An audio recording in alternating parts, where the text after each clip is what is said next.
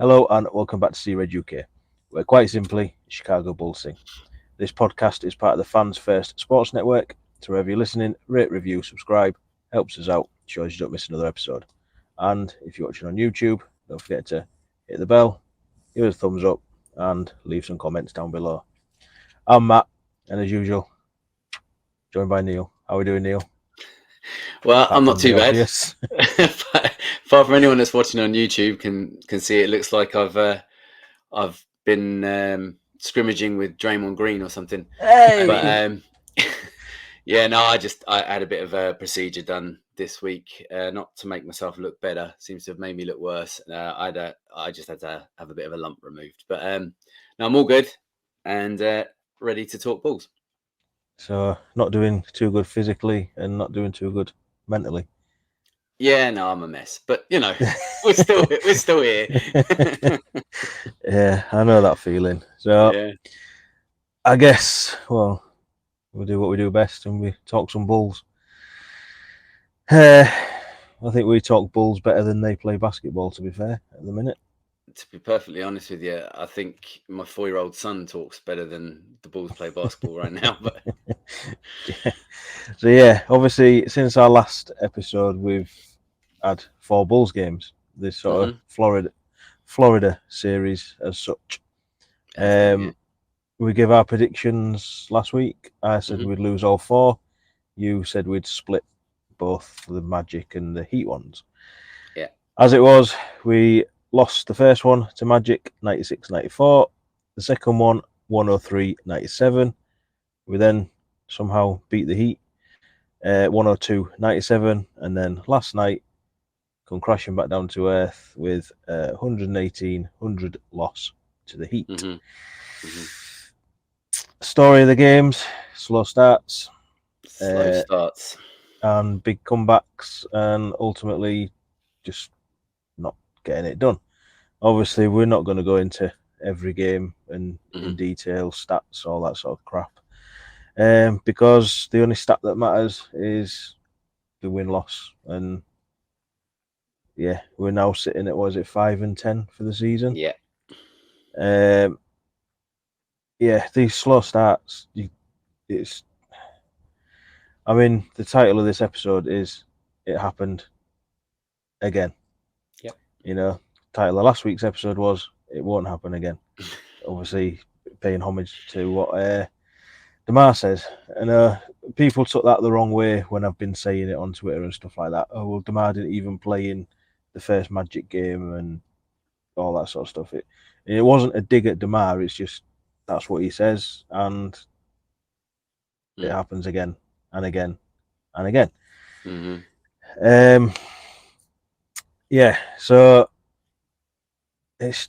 I mean, the one we actually beat Heat, we went down, was it 22-1? 22-1, halfway through the first quarter. You know, and I can't remember exactly the Magic ones, but it was like, was it 17 and 15 or something like that in them ones? And yeah, it was the same tale basically. In fact, by the end of the half, we had 33 points in both Magic games. Yeah, and I'm pretty sure that it was the same last year as well. We kept letting teams get, or was it we were blowing the leads at these sort of big leads, weren't we? And there was a couple of games where we come back from these sort of big deficits, but you can't win basketball games giving teams 15 plus point head starts, because you're putting all your energy into clawing it back to then ultimately get level, possibly take a 1-2 point lead, and then you give them the lead straight back, which, you know, obviously we didn't in that Heat win, but it's like, I don't think we've ever felt so deflated after a win, and we should have been celebrating that sort of win in the same way that the players were on the court. They were obviously relieved by it and stuff like that, apart from Zach, which we'll talk about in a minute.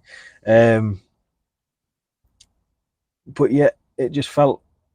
I mean, if a a win's ever felt like a loss, that was kind of it, wasn't it? Do you know what I mean? It's just, and I'm just at a point now where I can't even celebrate a win because the next game we get blown out again, giving a big lead, getting it back, and then giving it away again. Mm-hmm. So yeah, I know how you're feeling after these 4 games. But Yeah. how are you feeling after these 4 games? Well, I'm normally historically pretty upbeat, even in the face of defeat with the Bulls. I do always try to find something positive to pull out of everything to try and get me through the next game.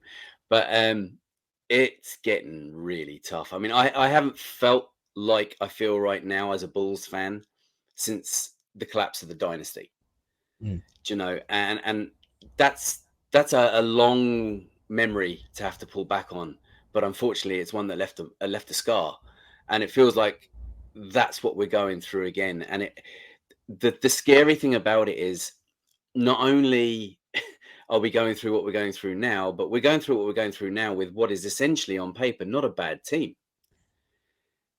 Mm. And if it looks like we're going to be breaking this team up, which is, pretty much how it looks at this stage, they ain't going to get better times for the near future ahead.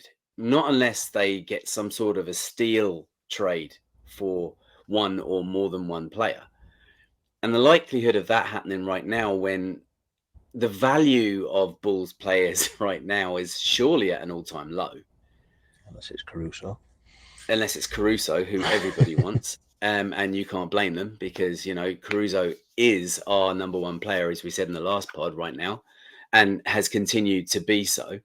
And we're not going to get a return. Like, I mean, I know Bulls Nation and everybody gets all excited about, okay, we're going to get rid of Zach, or we're going to get rid of DeMar, or we're going to get rid of Vooch, or whoever, bundle together a package, and we're going to get back all this young talent, and we're going to get back first round picks, and it's going to be great, and we're going to build on that. It might not go that way. Do you know, at the end of the day, a trade is exactly that. 2 parties involved in a trade to benefit themselves. And if there's no value being put on our players right now around the league, you're not going to get the return that you're hoping for. And what we are going to be essentially looking at is either getting lucky or a very long, slow rebuild going into the future. Yeah, and I mean, obviously, was it after the first or the second Magic game? I had to talk you down off the ledge, didn't I? I was in a bad place. Yeah, well, you come to join me, basically. But it's not nice over your side of the fence at all. But like I said to you, I'm weirdly comfortable with where I am at the minute because I've been here this long. Mm-hmm. And I mean, going back to these slow starts, it's just like you said, the team we've got shouldn't be starting this way. Mm-mm. And it, like Billy's changed the starting lineup in a fashion, and yet we're still starting the way we're starting. Obviously, he's ended up moving Caruso into the sort of starting lineup, which we've both said before we don't want to see, especially at the 4 as well. But because basically putting Caruso in that starting lineup, you're taking something off that bench unit. Now our bench unit has been, or that second unit as such, has been what's got us back into these games. Absolutely. But by taking Caruso out of it, it just seems to I don't know, that little bit more energy is just sort of gone from that bench unit. And I mean, we've spoke about Billy's rotations and how we're not particularly a fan of them. And we saw a tweet, I think it was by Cody Westerland last night after the game, obviously from the pressers and all that Billy's going to continue to run this starting lineup because he wants to see more from it. And everyone's saying, "Oh, he's changed it. He's changed it." All right, yeah, he's gone from having P. Will. Yeah, I'm not talking about P. Will. Tory Craig, who seems to have regressed slightly over the last couple of weeks. Obviously now to Caruso. As we've said, the problem is that 4 position because we don't seem to have somebody that can legitimately start there. Yeah, Caruso can do it, but do you really want to see Caruso going up against whoever it is, bigger bodies and stuff like that? And every time he hits the ground, you're flinching, and he's holding another body part back in place or whatever it is he's doing. You're taping his fingers together, and yeah, he's the walking wounded right now, and yeah, he's one fall away from a big injury, and then we're scuppered. yeah, and we've got this, as I've obviously said last week, this starting 3 because Kobe's, that's another different story in it at the minute. But this starting 3, Zach, DeMar, Vooch, is he going to try breaking them up? Is that the way to deal with these slow starts? Has he got the balls to sit one of them? He did once. Yeah, and we know where that's ended up. And I mean, I said to you before that I've got sort of 2 questions for you. Yeah. And I'll go the first one. Okay, I wasn't expecting them this early. Go. Yeah. Well, it's kind of on par with what we're talking about. So, obviously, like I've just said there, Billy's trying these different rotations. Is it working? Because like last night, we saw P. Will relegated to the 10th man. I think DeMar had actually checked back in before we, that's right. Before we saw it. And we're now 15 games into year 3 of this continuity phase. Yeah. Why the fuck does Billy not know what he's doing with this team when it's been together for 3-4 years, most of it? Well, that's a good question, and I think he doesn't, because nothing's worked. Do you know, any rotational changes that he has made haven't been successful for more than maybe 1.5 games in a row, and for that reason, he never seems to sit comfortably with what he has. Sometimes he keeps sticking with the same rotations, even though we can see that they're not working, and sometimes he tries to make tweaks. They may or may not work, but even if they do work, they never seem to work for any length of time. And it's like you say, and like you've harped on about quite a few times, in this roster construction is the biggest issue. And the roster construction that we have, it just doesn't work for Billy. And as my first rant when I came back after my leave, I said in that this team doesn't fit Billy and Billy's rotations and Billy's game plan, and Billy's game plan and Billy's rotations don't fit this team, and it's just not working. And it's fundamentally unsound right now, and that's why we drastically need to see some sort of change, because you can see Billy has tried to make it work from within, but it's just not working. It's just not going to work. It's done. This team has reached its end. Yeah, kind of before we get into our next point, but the second question I had for you was, at this point, would you drop Zach? And I don't know if that's quite going as far as leaving him at home, as people tend to do when they ask for a trade. Yeah. Obviously, in doing so, it breaks this big 3 up. Obviously, Zach last night, he shot 13 shots or whatever it was the whole game. Yeah. We've seen Zach going up and down since this whole trade stuff's come out. Seen him push the PR woman out of the way, which apparently was a miscommunication. And according to his agent, miscommunicated with his arm and pushed somebody out of the way. Yeah, and what was it? The wording that Joe Cowley used to describe Billy's reaction to it. Something. Go on. What was it? Something ticked off, wasn't it? Oh, ticked off. That was it. Yeah, ticked off. Yeah, but there was another word before it that was a little bit And I mean, obviously, like I said, the question is, would you drop Zach? And as I said to you before, I'm kind of arguing with it in my own head because I just don't know. Because, as I said last week, I didn't want this whole Zach situation to get where it is. It kind of feels like some people are making him a bit of a scapegoat. Some people are saying he's still trying. He's trying something different, trying to become more of a facilitator, blah, blah, blah. But every day there seems to be something coming out at the minute that is just discrediting Zach's sort of loyalty to the Bulls at the minute, is everything that Zach's done in the past as a Bull. But at the end of the day, the on-court product is not what it's meant to be.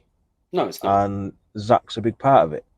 So if we're getting ready to move on from Zach, Billy's trying to work out what to do with his team. Would you take Zach out of the team until this trade talk's sorted?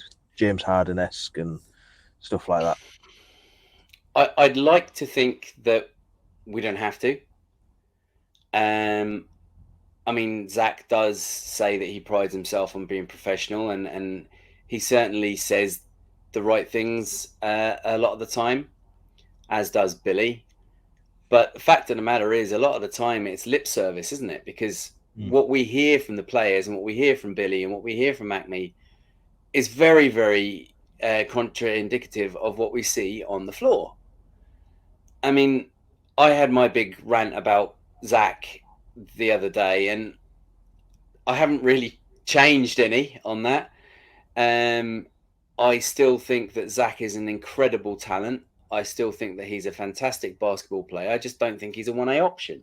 And I think he's just not the guy. He's not the man for this team. We need somebody who is able to get us out of the shitty situations we keep getting ourselves into. And Zach's not that guy. He's just not clutch enough for me. Now, I know in the game winner the other day, he scored 2 massive threes and everyone started praising clutch Zach.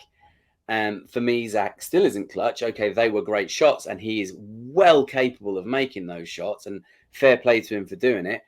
But the play before he hit the first one, he rolled the ball down his leg and off the court, which is the clutch Zach that we see more often than the good clutch Zach. Yeah. And for that reason, okay, yeah, he turned it around and well done, but we need to be able to depend on our clutch guy. We need to be able to depend on our franchise player, and we need to be able to depend on him to be that guy every time we're in that situation. We shouldn't be sitting there, or I am anyway, sitting at home kind of going, oh God, Zach's got the ball, not knowing what he's going to do. I'm much more comfortable when I see the ball in DeMar's hands than when I see the ball in Zach's hands. The problem is DeMar's incredibly predictable and easier to stop for the most part, although he still seems to get off these insane shots at the last minute when he needs to. But he has that edge that Zach just doesn't seem to have. As for sitting him, I'd kind of like to see it happen, but I also know what the result will be of that. And for that reason, I think Billy feels the exact same way. He did it against Orlando last year. He sat him, and it caused all kind of friction from that point. Some would say up until now. And for that very reason, I think you unfortunately have to pander a little bit to Zach's wants and needs, just as you would with a child, because he kind of is a bit of a petulant child, yeah. And for that reason, you kind of have to treat him with kid gloves a little bit and just get through the period that we have between now and when he moves on. So, quick sort of follow-up question. Obviously, Zach's longest tenured player. We know that. Well, it's a bit of a double question. Do you feel he's been made a bit of a scapegoat at the minute? And, has he been the problem with this team? Okay. Yeah, you're right. That is a bit of a double-edged question. First of all, has he been made a bit of a scapegoat? I think to some degree, yes. He's certainly become the easy target, and he has not helped his case at all. His behaviours, like being seen out with the B clutch at a college game, and pushing past the PR member of staff from the Bulls on his way off the court after a win. And apparently smiling after a loss last night. Smiling after a loss, yeah, I saw that too. And also this deciding not to shoot the ball pretty much for an entire game, or as we have been seeing, not really shooting or doing anything for the first half of a game, deciding then, okay, I'll do something in the third, and then coming into the fourth, okay, now I'll show them what I've got. It's very odd behaviour from someone. It's not Zach. It's not his normal way of being. So something is off. Something is amiss there. Put it on a string. Potentially. Yeah, I mean, we don't know the ins and outs of his contract. We know that it has a kicker in it. But there could very well be something alongside that kicker that says that he only gets it if he continues playing right up until the end of his tenure, or, you know, and he might very well be wanting to just walk away and sit down and not play, but is being, like you say, led up the garden path by the Bulls and made to play. And I mean, it certainly is leading to, there's certainly strange behaviors from Zach right now. And maybe he's just done with everything that's going on in the media. Maybe he's had enough of it, but he wants to play basketball, and, you know, he is a player, he is a baller, and he wants to play. So he's trying to play, but at the same time, the petulant child in him keeps coming out. It could be that too. But I do think it's unfair to burden him with everything. I think this team is inherently broken from the inside out. It just hasn't worked. The plan hasn't worked. It all goes back to the Lonzo Ball injury initially. But I mean, there have been plentiful opportunities between then and now for AK to fix this problem, or at least try and rectify this problem. And all it has been is band-aid fixtures. That's all it's been the whole way along. Little fixes here. Oh, we'll put this player in there, or we'll put that player in there, and that will make up the difference. No, it's at the point now where it needs to be stripped back further, and whether it's a full rebuild or whether it's a paring back of the core three and build up from there, we'll have to wait and see. But something needs to change. Right. So yeah, you've. I mean, just my quick thought on Zach is, like I said, I didn't want it to get to this sort of as we are now, you know, because Zach's been our favourite player for the last, what we're in now, year 7, those last 6 years. You know, he's become an all-star. He's, you know, was on the cusp of All NBA. He got the Olympics. Do you know what I mean? So it seems like the last couple of years he's regressed away from that level that he'd got himself to. But the way that the fans are sort of turning on him, I mean, yeah, like you've said, you're out on him, you know, fine, but you're not been particularly, what's the word I'm sort of thinking of, like publicly broadcasting a hatred towards him. Do you know what I mean? No, because you still respect. I don't hate Zach. Yeah, and you still respect what he's done. Absolutely. In a Bulls jersey. You know, he's going to be, you know, he's close to being our top 3-point shooter, isn't he? And everything else that he's done and stuff like that. And fans seem to forget all of that because of this strange behaviour. Like I say, it's not Zach. It just feels like he's been told by Clutch what to do. You know, like, you know. And yeah, the little push on the PR woman, it looks bad. It does.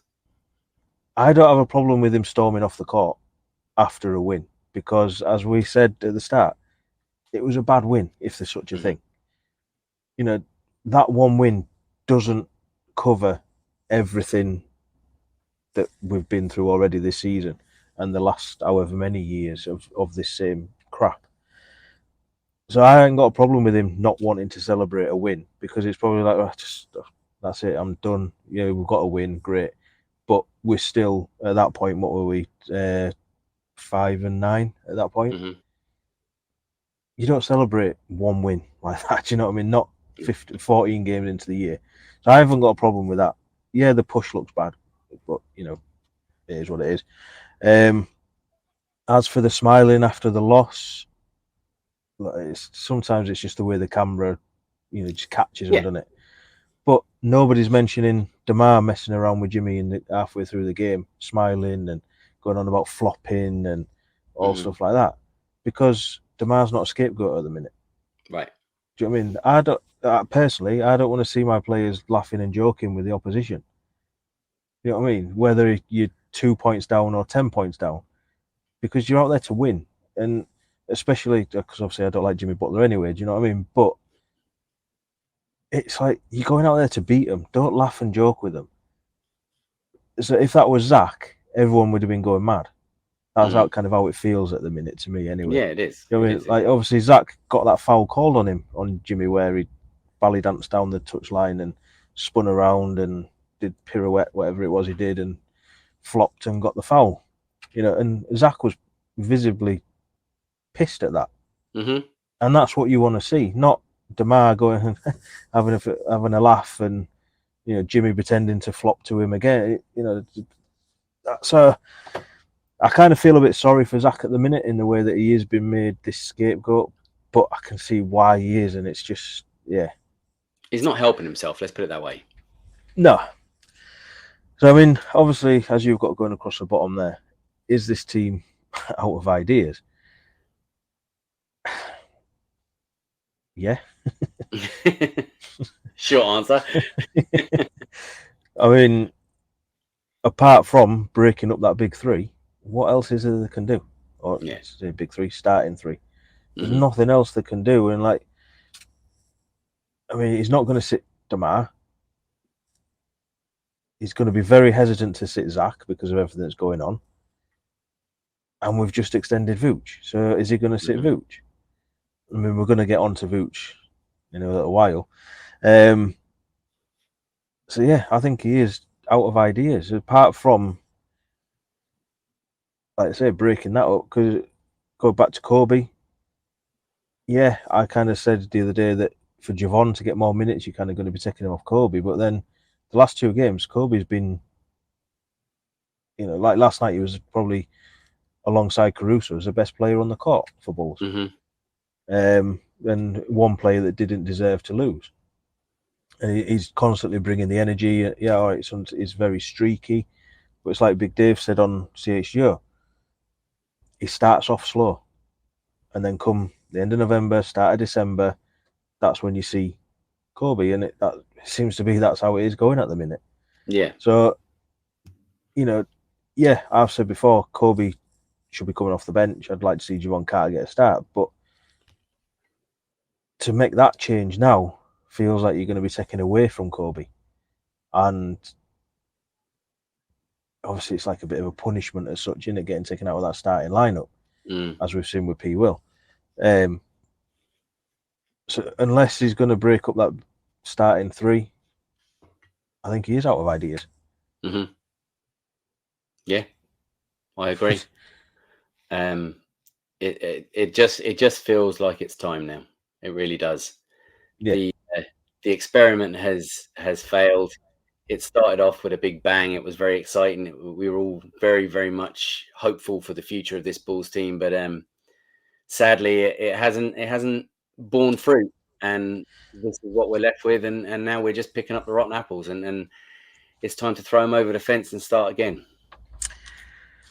Yeah. I mean, obviously, the next excuse me, next question we've got is, well, I don't know can't remember how you've worded it on the banner, but are you out or just a little bit out on this team at the minute?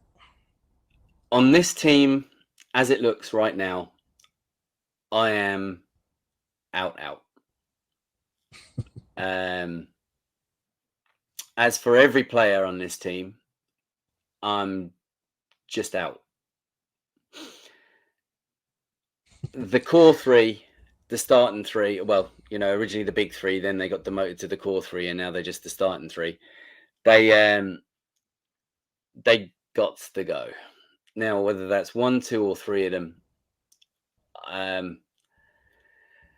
I don't know really. I suppose it depends on what the return is going to be. But as far as the obvious one to go is obviously now Zach, and looks like that's very much on the cards.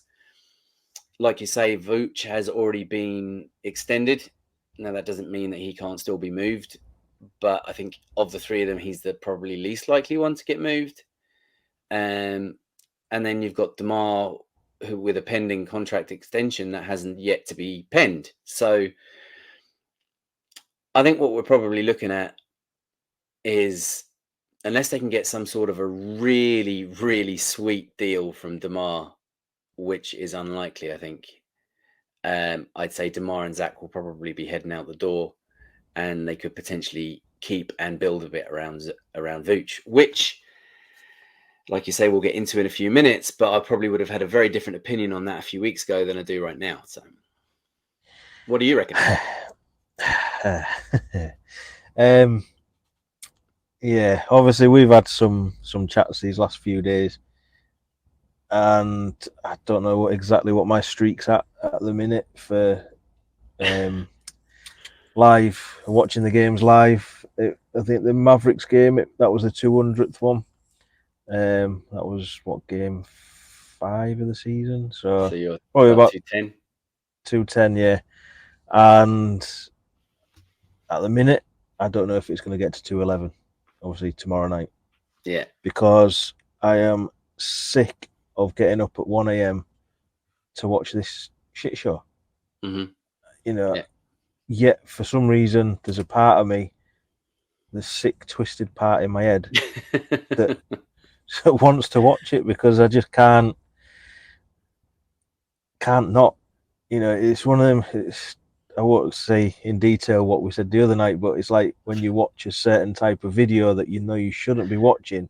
Yeah. But that sick, twisted part, you've got to watch it. It's just because it's, and so you can't watch, but you can't look away type situation.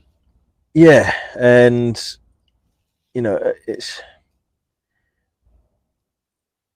I'm never going to be fully out on the team. I know I've said I've been out since whatever, but I've still been watching, so I'm not completely out. But like you say, certain players, I'm done. Yeah. There's certain players that I think we need to keep, and I'd want us to keep. Caruso, but he's probably got the highest value at the minute, or the highest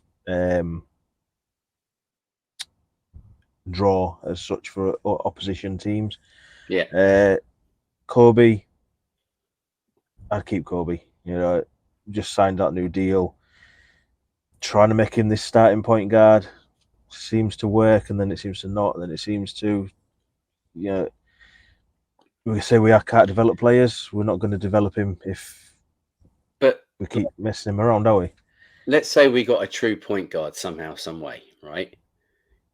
If you're getting rid of Zach anyway, you could potentially slide Kobe into the 2 position, his natural position, which is closer to his natural position anyway, as the off-ball scorer.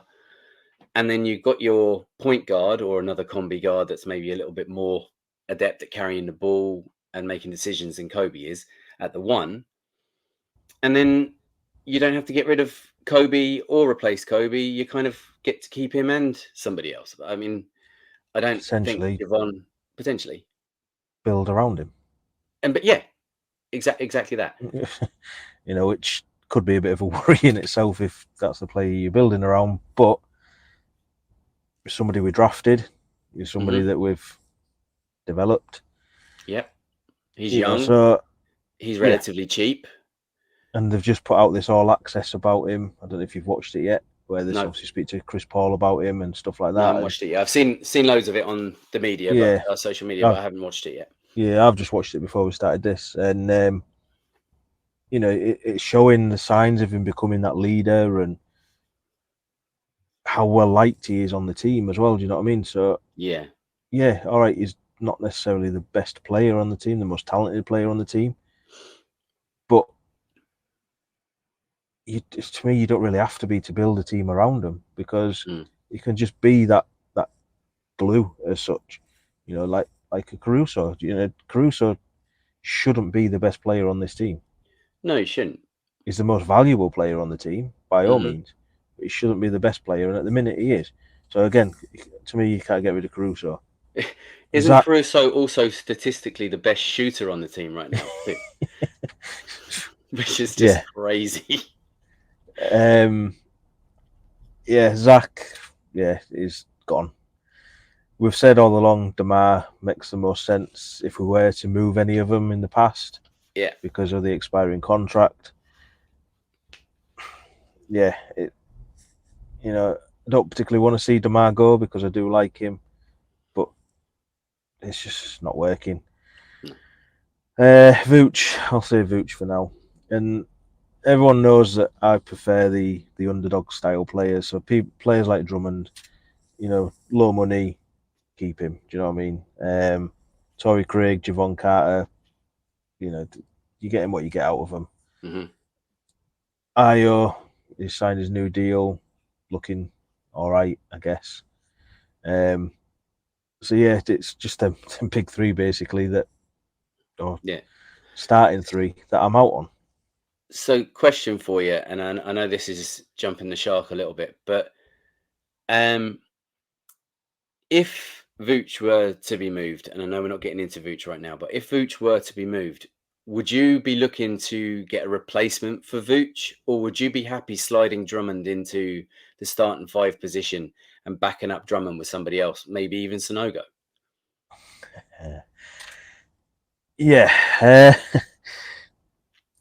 I think that could be a little bit too much chaos for a starting role. Look, I said last night, get Drummond back in over Vooch. I mean, Drummond didn't have a fantastic game himself. No, but he was trying. Yeah, and you know what you get in with Drummond. You know that he's just energy, sometimes good, sometimes bad. But I mean, I'm trying not to say too much before we get into the Vooch stuff. Yeah, as for Sonogo, I've liked what I've seen so far of him down at Windy City. Is he ready? Probably not. But he looks like a mini Drummond, basically, anyway. So would that work, having Drummond and Drummond 0.2 sort of thing? Do you know what I mean? It's because he's solid around the rim, and that seems to be about it. I mean, he did hit a 3 in a game the other day, actually, for Windy City. So possibly maybe expanding his game a little bit, but they're both UConn, aren't they, as well? I know they're both working with each other in training camp. Yeah. To be fair, at this point, I'll try anything. Yeah, that's actually one of the other points I had for you. It kind of pairs into that quite nicely.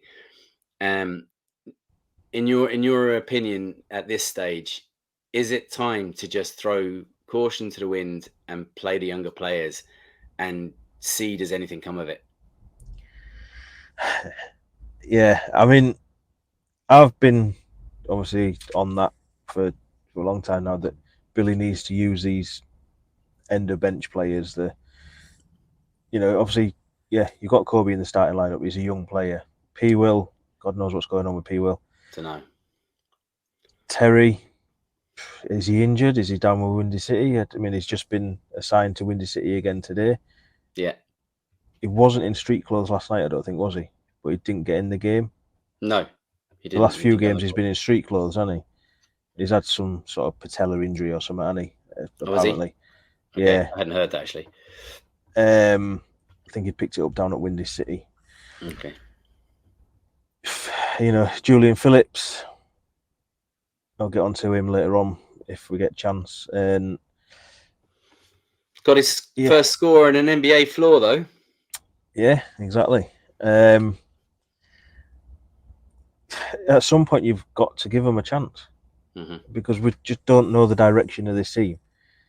To starting three's clearly not working. The more vet players. If we're moving on from Zach, what's the direction going to be? You know, they've said they want to bring in a young player, they want to bring in a vet, the picks and stuff like that. Now, I don't trust AK to draft well anyway, but so the picks don't mean anything to me. So, you know, what direction are you going? Are you going to bring in more vets that just don't get it done, or do you think, right, hand it over to Kobe, P. Will, Julian Phillips, and basically do a Pistons? Yeah, go young. You know what I mean, yeah. So yeah, it's well, we've said Billy's out of ideas. I'm out of ideas, to be fair. Yeah, it's hard to criticize him too much when we can't think of any solutions either, really. Yeah. I know there's been so many different trade ideas from borderline ridiculous to just unlikely doing the rounds, but there's one player that has popped up a couple of times, and you talking about Pistons, that I know both of us really like, even though he's not having a great season, but he just seems to be out of place in Detroit right now, and that's the return of Cunningham. What's that?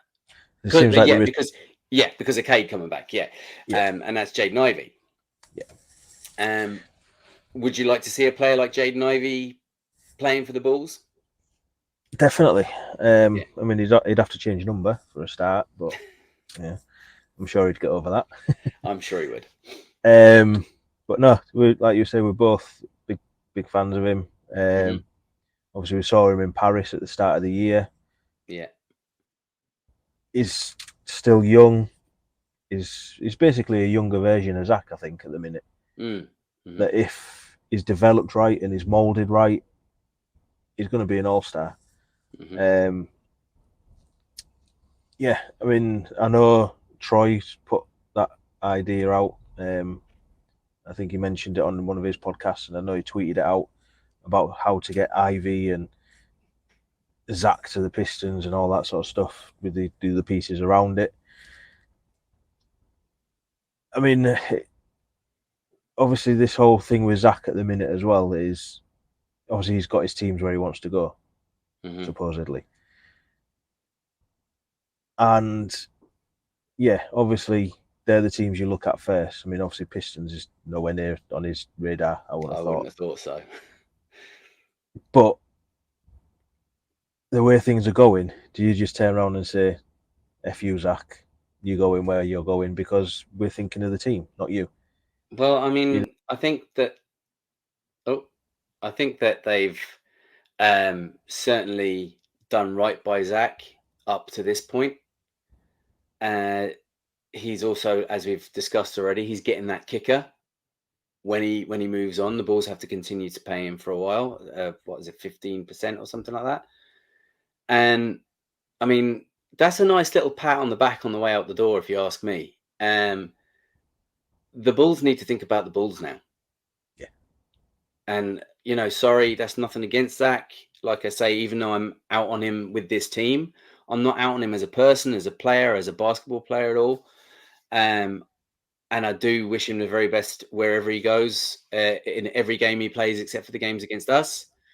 But the Bulls need to think about the future of this franchise and the future of this team. And they need to think about us fans and what they're going to be providing us as a product on the floor, because what we've endured for the last 2.5 years has not been up to standard.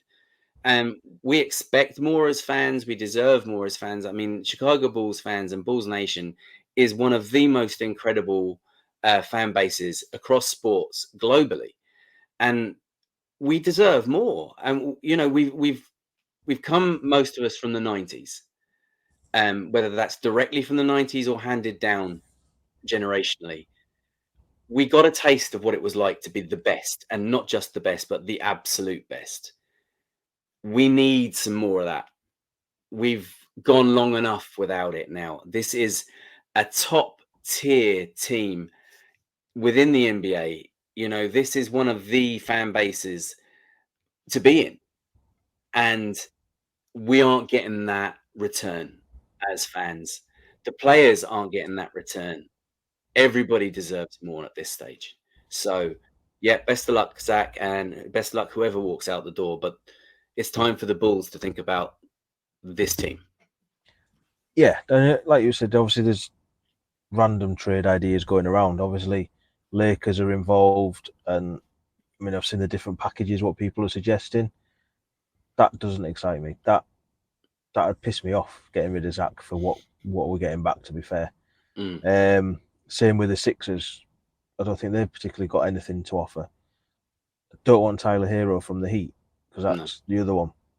The two that I have seen, I'm not sure of the full.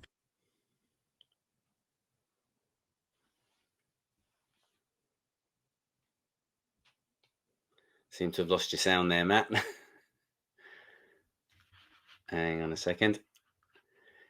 Yeah, so anyway, whilst we try to figure out what's going on with the sound, I'll continue talking a little bit about what I suppose the problem is that whatever we do in regards to changing up this team, the return for whoever leaves isn't going to be what a lot of people are expecting it to be, and that's the unfortunate issue. That what we end up getting back for whoever walks out the door could, for a lot of people, be very disappointing, ourselves included. But it could also be the best we're going to get, no matter what we're offering. Everybody around the league can see that this Chicago Bulls team is in turmoil, and now's the time to get a fire sale out of us. So we're not going to do well out of this. No matter who walks out of here, expect it to be below what you would like it to be. At the end of the day, I don't think either side is going to do as well as they maybe should do. Whoever the deal is with. Yeah, have you got me back now? I have you back now. Yeah. Yeah. Yeah, as I was saying before, obviously my mic dropped. Personally, I'd like to see Zach go to the West, just so we don't have to see him 3-4 times, whatever, because you know that he'll come back as a Bulls killer. But yeah, it's going to drag on and on and on, and we're going to see more and more negativity as such, aren't we, about Zach? And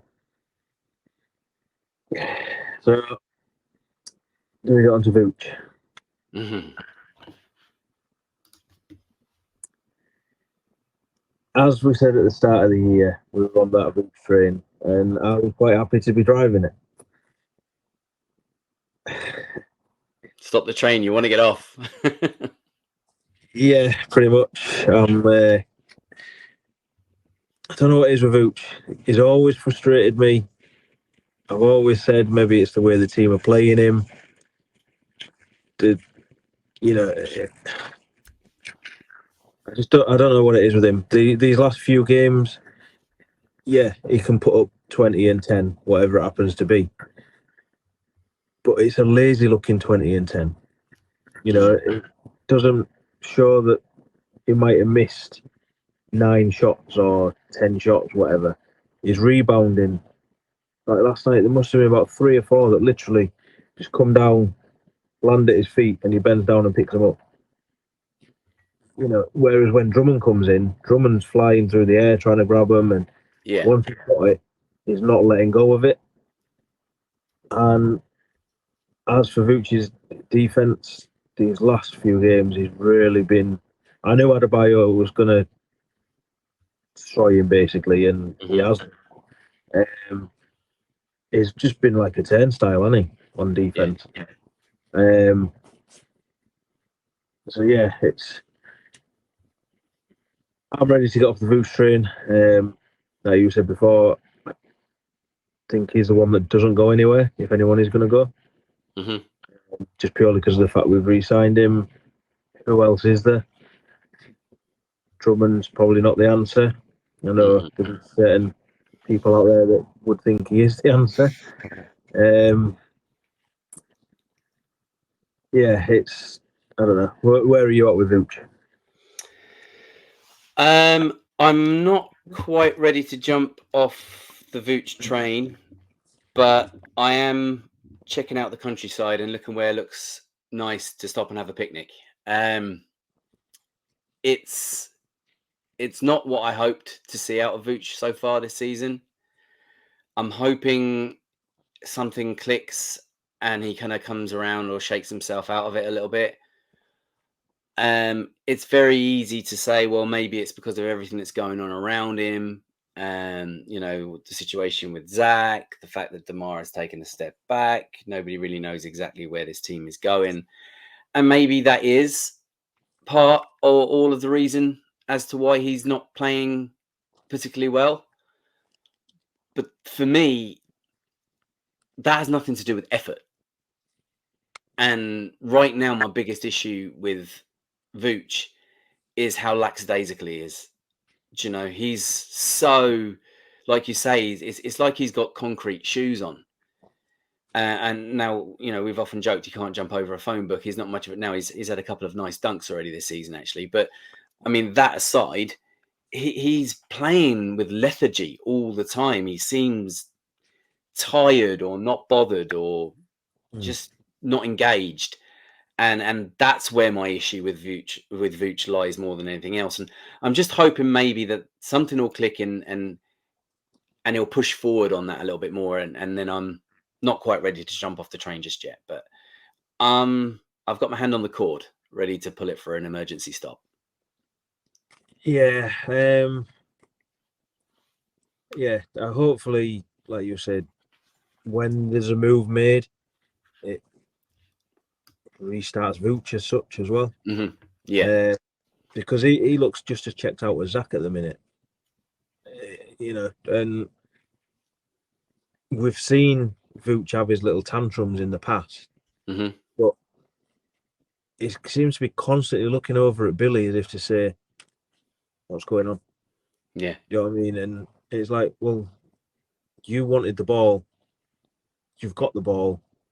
You've not done anything with the ball. But you're looking at Billy as if to say, well, what am I meant to do? And yeah, it's just, I don't know. I really don't know with this team. Yeah, it's bad. All right.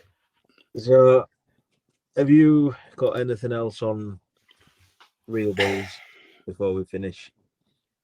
I suppose for me the problem is it's not just one problem, and it's very hard to fix the situation that we're in when it's potentially lots of smaller problems that they've all compounded now over the last 2.5 years into one huge problem, which is this team is buggered, basically. And I mean, you can chip away at the ice and break it down into smaller chunks, but the biggest part of the iceberg is below the water, and that's where you can't see it, and we can't see where that problem, how big the problem is, exactly where the problem is, and how to fix it, and that concerns me to the point where I am very much on the it's time for change. Yeah, and as much as I like players on this team, and I do really like players on this team, I do like the core three, but the core three just ain't getting it done together anyway. Let's put it that way. So I am more than welcome to open the door, wish them luck, and say goodbye and bring in something new. As for outside of those three players, I think I could probably point to 2.5 players that I do not want to see leave. But apart from that, I'm happy to shake it all up. Those 2.5 players. Swift, then. Huh? I thought you was going all Taylor Swift then. I don't get it. I wouldn't be a Taylor Swift fan. You're gonna have to enlighten me.